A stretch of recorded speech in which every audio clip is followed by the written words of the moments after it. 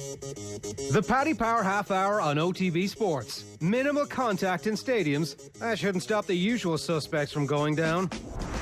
Gamble responsibly. Gamblingcare.ie. All right, it is exciting. We're on the precipice of a Manchester derby. You're very welcome along to the Paddy Power Half Hour this week. Every Friday afternoon at bang on 1:30, we pick our way through the carcass of the weekend's fixtures to try and pick some winners and give you some advice and sprinkle little nuggets of knowledge. That's what we're doing. This week we have Emmet O'Keeffe from Paddy Power. Emmet, how are you?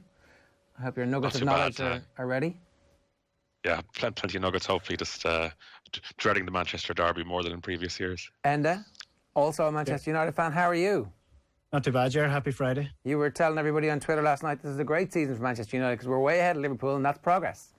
Well, I didn't say it was. I don't recall using the word great. I do recall using the word progress. Yeah, I think being 10 points ahead of where you were last season and being second in the table, as opposed to fighting for top four on the last day of the season, is progress.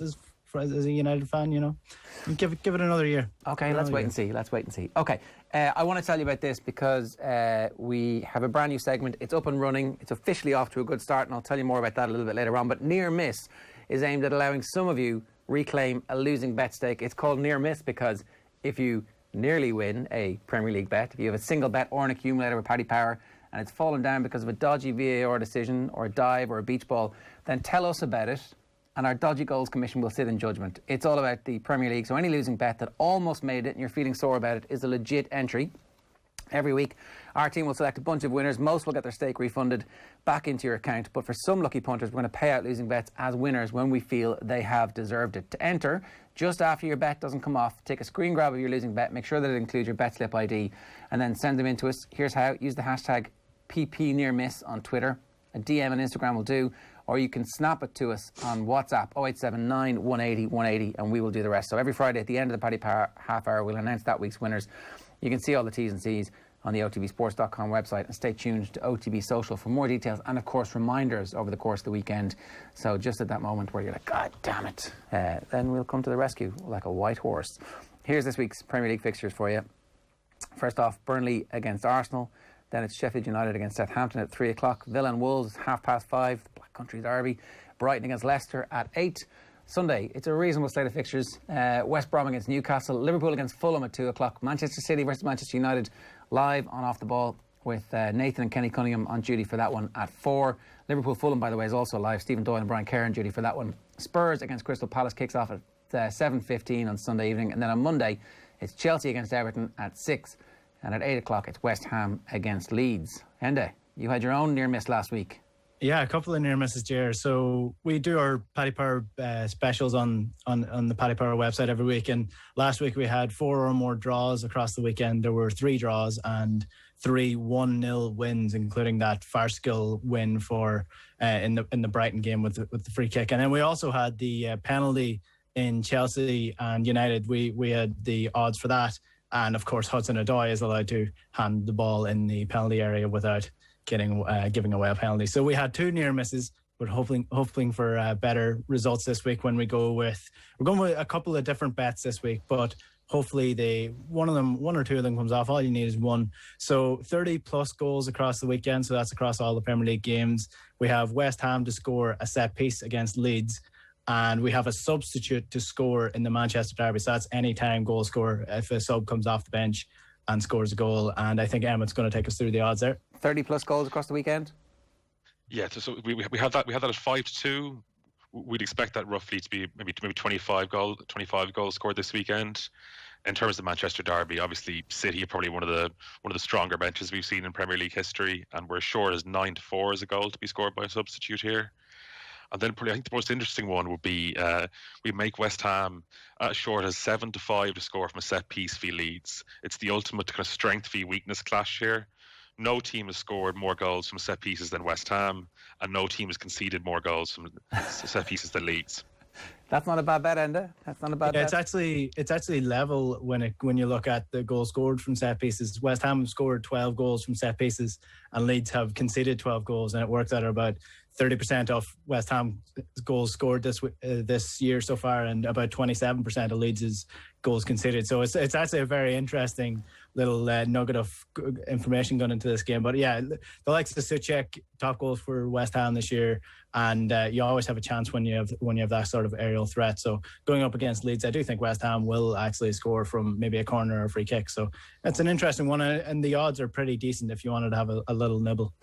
How do you define scoring from a set piece? So the ball comes in, it's headed on at the near post, there's a goalmouth scramble, it goes out to the edge of the box and somebody pings it in. Do I get my payout for that, or is that sorry, too many people touch the ball? I think that would probably be too many people touch the ball, but there is the whoscored.com would have those statistics. But I think we will be generous. Like, we're not going to if we can settle it all as a winner, we will. Okay, all right. So that's that one, and then the sub score in the Manchester Derby. We've talked about that one too. So anyway, we want you to get involved on Instagram. You can tell us what you think is going to happen. We put up the odds. It's a win or lose essentially. So it's 50-50. Which obviously doesn't include the draws, but you can get involved on Instagram until 10 o'clock every Friday morning. And we've seen some of these votes be absolutely ridiculous in weeks past. We've seen some of them be, a little bit clairvoyant about how the results are going to go. So let's get through these fixtures. We're going to fly through a lot of these fixtures because ultimately this is one of the worst games, one of the worst weeks of Premier League matchups that we've seen, apart from, of course, the Manchester Derby. So we'll spend a little bit extra on the Manchester Derby this week. We're going to start with Burnley against Arsenal. And Enda, I believe this is you. Yeah, I think I agree with you there. It's one of the worst weekends of Premier League that we've had in a long time. So Burnley against Arsenal is not really that enticing of a fixture either to start it off. And what stage do we begin to think that Arsenal are not in the traditional top six anymore? At what point is that going to happen? Because they're currently 10th, and I don't think they're showing many signs at all of actually breaking into the top six anytime soon. Burnley, again, they're starting to pick up a little bit of form. They're not winning a whole lot of games, but they're not losing them anymore. So that's a bonus for Sean Dyche and his men. And I do think, looking at the average results home and away, both these teams are averaging about 1.3, 1.4 points. Burnley being 1.4 at home, Arsenal 1.5 away. So I think this one has a draw to start off the weekend, and it's not surprising given the fixtures. What are the prices like, Emmet? Yeah, so Burnley are 9-2, the draw 14-5, and Arsenal 8-13. I think that the gambling markets are starting to kind of really see some improvement from Arsenal.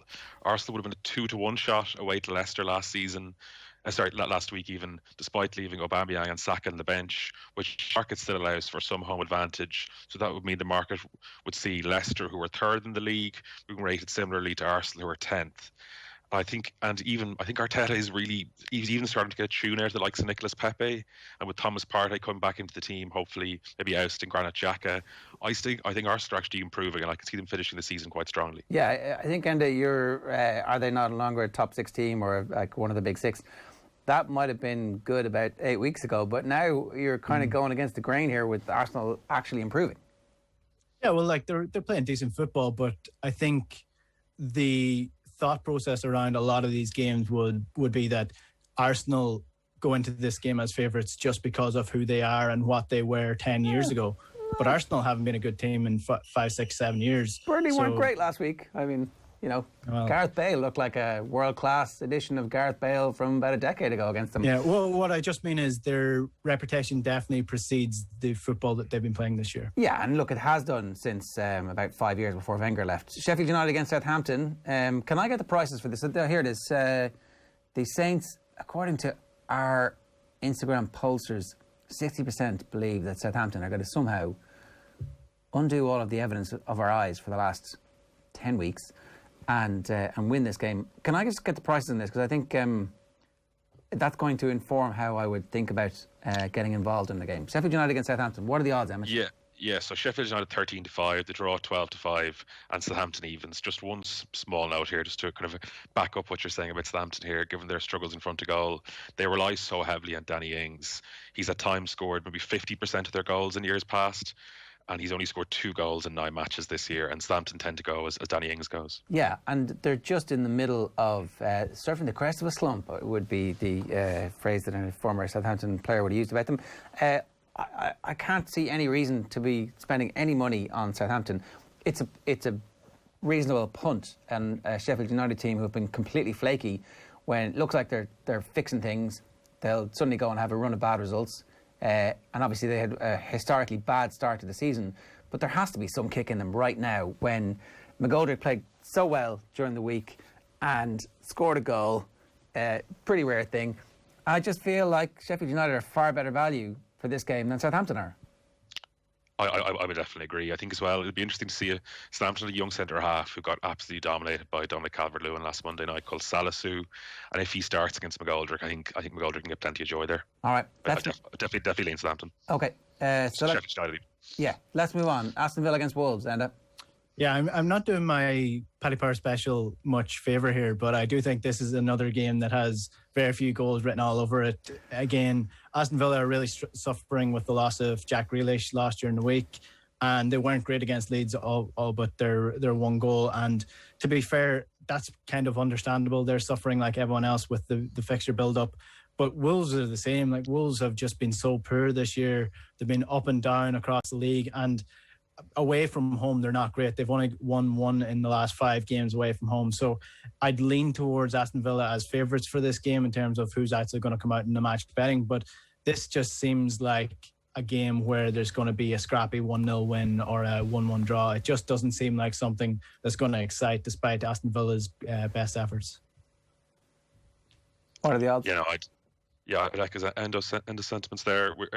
Villa 11-8, the draw 21-10, and Wolves 2-1. Just, I guess, for Villa fans like yourself, Chair, it's probably maybe a bit hard to be positive after losing Sheffield United. But Villa have had, I think, a remarkable defensive improvement this season. Emiliano Martinez's performance is a part of it, but Villa are just simply giving up a lot less chances than they were last season. Villa are 7th in expected goals against this season, which if you compare that to last season, they finished 19th with nearly identical numbers to Norwich, who finished bottom of the league by distance. And that's a credit to, obviously, Tyrone Mings and Ezri Konsa, I think, who could also be in the England squad at the end of the month, and also defensive coach John Terry. Yeah, I don't know how much credit Terry gets, but certainly he's going to take it. That's how it works. Villa against Wolves, that's Saturday. Let's move on to Brighton against Leicester. Brighton are sinking like a stone. 20% think Brighton are going to win this game. Leicester are at 80%. What's your love for the Leicester manager? What's the quotient at the moment, Enda?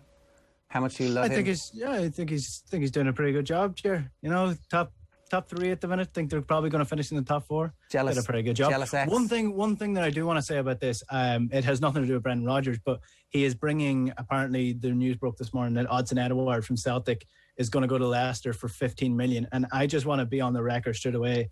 Odsonne Edouard is going to be one of the best strikers in the Premier League next year, if not the next couple of years. I said the same about Kieran Tierney, and he's absolutely flying for Arsenal. They're getting him for 15 million, which is an absolute steal. He scored 84 goals in the last 4 years in the Scottish League. He's only 23 years old. He's already played European football. So if you want to fancy a striker next year, if Leicester do sign Odsonne Edouard, he's going to be absolutely brilliant for Leicester. And every single goal will be a little tiny arrow in your heart.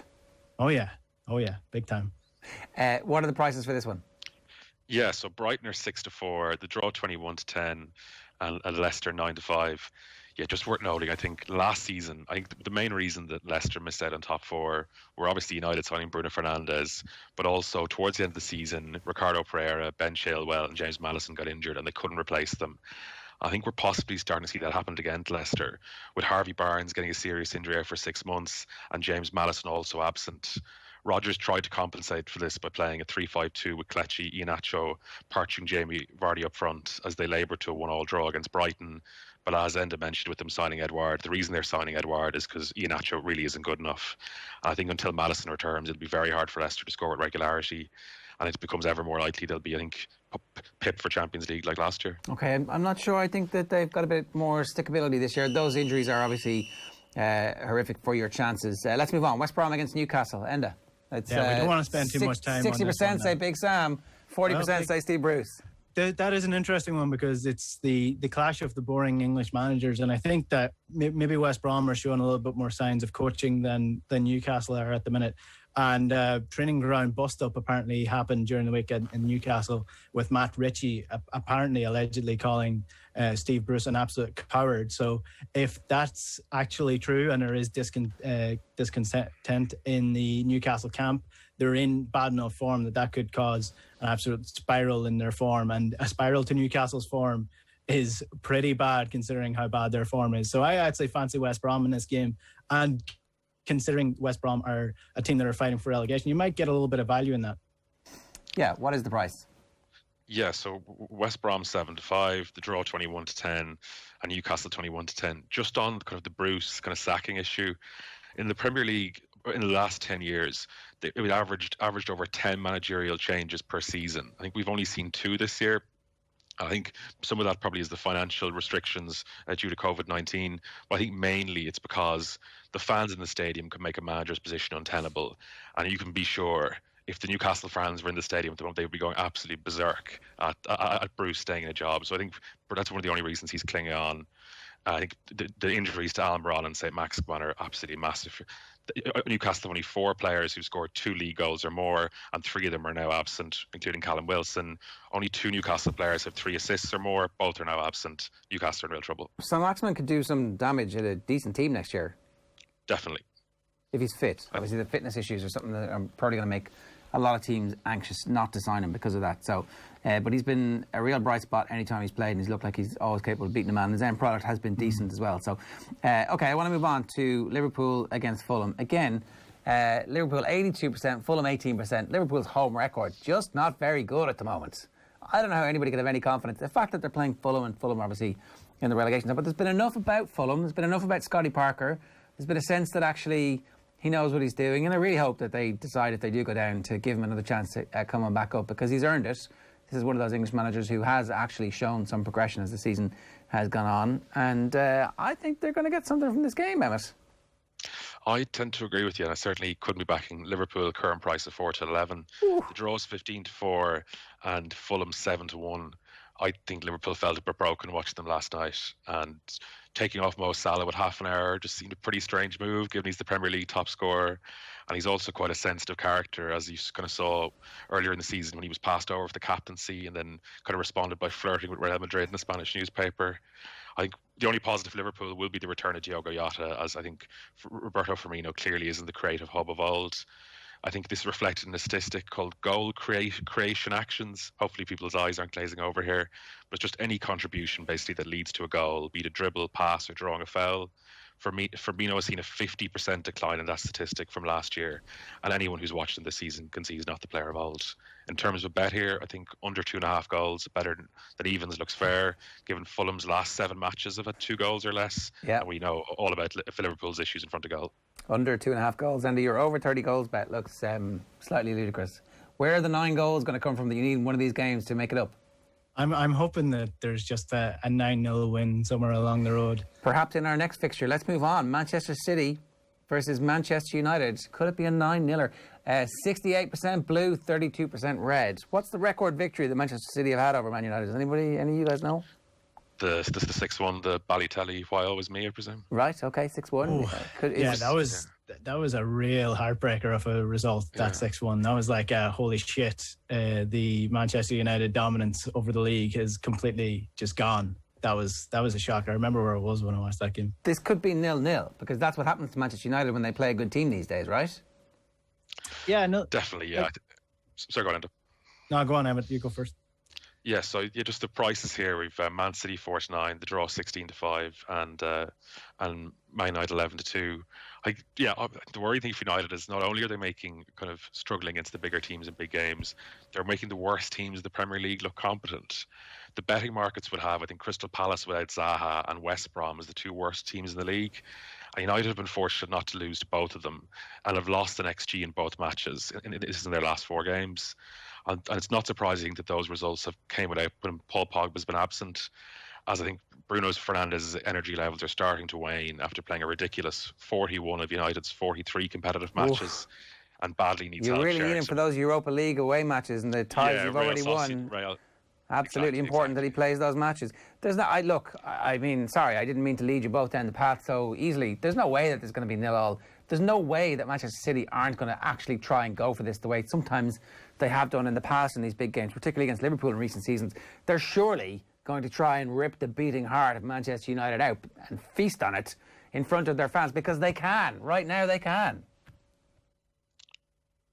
Yeah. 100%. I think it's I think as well, just for United's defence. Oh, the poor United Like, fans, they're so worried. Well, is it like it's tough to take for United that Liverpool got Van Dijk for 75+ million, City got Diaz for around 60 odd million, and Man United have Harry Maguire, who's near borderline liability at this stage. And all the rest of the people that they've signed who have been bad signings over the last decade or so. You can go all the way back to Memphis Depay and tally up the near billion that they've spent. Oh, we don't have any money. You've spent about $1 billion, and you're nowhere near the level of Manchester City at the moment. Enda, what do you think is going to happen? What are your worst fears when you're lying awake at night over the course of the last week, and it's not Celtic that is on your mind, it's Manchester United, it's this game. What are you seeing? What are the visions? Well, the fact that Man City, and we've spoken about Man City a lot over the last course of the year, the fact that they're now hammering teams again, like they hammered Liverpool, they hammered Wolves during the week, they're scoring goals, they're being absolutely ruthless now. That the worst case scenario is that they absolutely destroy United, which is a possibility, or United play 2 to 5 games and it does end 0-0. I'd rather watch an entertaining game than a 0-0. But just on these games, right? So because last night was a bad performance from United, you have to give them that. Gary Neville said that the fans would absolutely not put up with the lack of sharpness. He said the same in the Liverpool-Chelsea game. He said the same in the United 0-0 draw the week before in Chelsea. And maybe, to me, it's not the lack of fans and the lack of fans getting on the back of the players that's the problem. It's the amount of games that these players have to put themselves through this year. Not just United, across the board.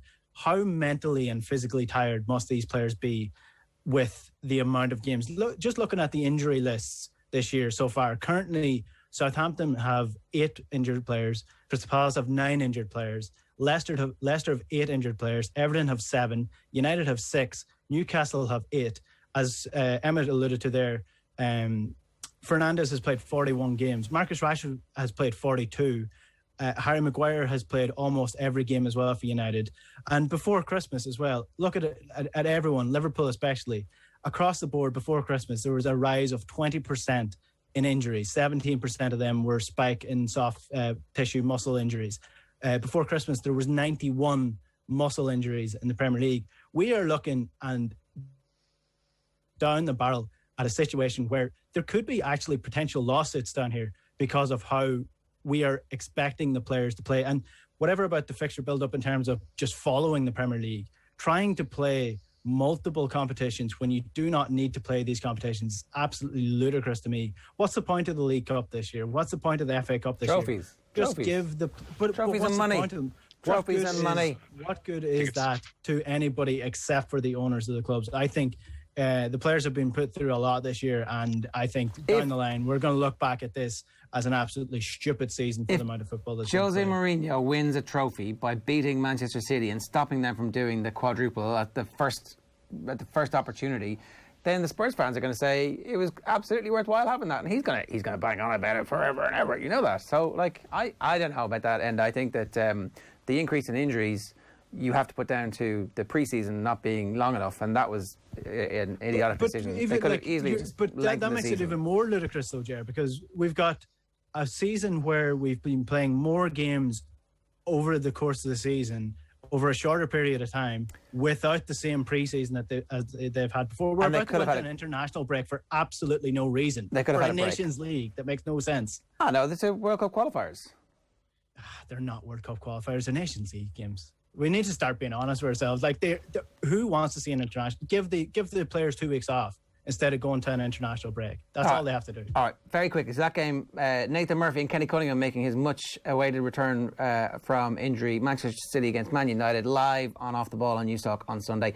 Let's horse through the last 3 games. Spurs against Crystal Palace, Enda? Yeah, Spurs against Crystal Palace. Again, it's one of those games I'm looking at, it's probably going to end quite low scoring. So I'm not sure why I went for the over. I know, madness. In the better special. But both teams to score in this game, in this fixture over the course of the last couple of years, both teams to score has only happened 24% of the time, Ger. So looking at both teams and their scoring records, I think that this is going to be a 1-0 or a low scoring win for Tottenham. And I think that's probably reflected in the odds, given how bad Crystal Palace have been recently. All right. Next up, it's Chelsea against Everton. Do you want to give us the odds there for that one, Emmet? Yeah, briefly. Yeah. So Tottenham are 4-9, the draw 10-3, and Palace 6-1. Just to echo Enda's sentiments there. I think Tottenham to win to 0 at 11-8. Safe bet here. Palace haven't scored in 4 of their last 5 matches since Zaha's been absent, and that was against Brighton, where they scored 2 goals from 3 shots. So I think between Kane, Son, and Gareth Bale, Spurs should have enough to edge this. Okay, Chelsea against Everton is next on our list, and it's 66% of our Instagram polled said Chelsea were going to win, just 34% for Everton, and I expect that's pretty close to where the odds are going to be for this win. Chelsea's form has been excellent. We did advise you to get on board the Tuchel bandwagon a couple of weeks ago here on the Paddy Power Half Hour. I hope you've all done that since. There was obviously the blip that weekend where they had a draw, but since then they've been doing quite well. You can see the impact that it has of having an adult and a grown-up and somebody with his expertise and style of play is beginning to evolve, and everybody's beginning to understand their roles. Everton have managed not to go off a cliff, and I kind of thought that at some point their performances were going to catch up with them because they were actually outperforming it. But Richarlison has come to the fore in recent weeks, and who knows, maybe he goes on a scoring run at this point and eases the burden somewhat on Dominic Calvert-Lewin. A couple of weeks ago I would have said this would be an easy victory for Chelsea. I think Chelsea will squeak it, and that's my take. What's the story, Emmet?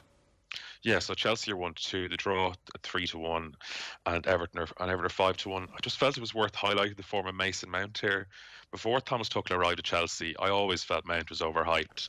I lacked the creativity and skill of his contemporaries like Jack Grealish and Phil Foden. But watching him recently, I've been taken aback by how good his dribbling and touch have been between the lines. And he's now 4th in the Premier League in terms of key passes per game, with only Grealish, De Bruyne and Bruno Fernandes ahead of him. I think he'd also be worth a look to score first here at 15-2, especially if Jorginho doesn't start, as Mount will likely be on penalty duty. All right, that is good information to have, and that is pretty impressive for somebody who was supposed to disappear whenever Frank Lampard did. West Ham against Leeds is the final game of the weekend. First, these are all Monday night games, obviously. West Ham 64%, Leeds 36%.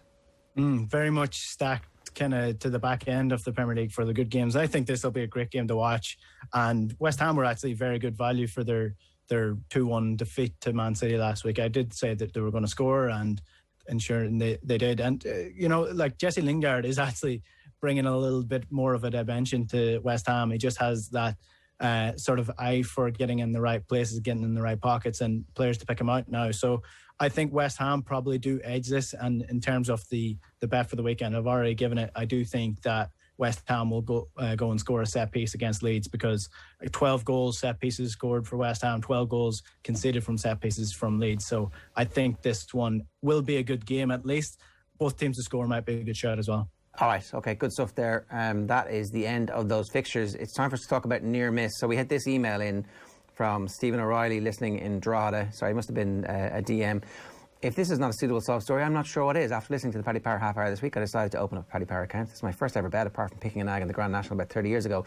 My bet was on the 4 games in the Premier League on Saturday, and I bet €2 on each game and then €2 on an accumulator for them all.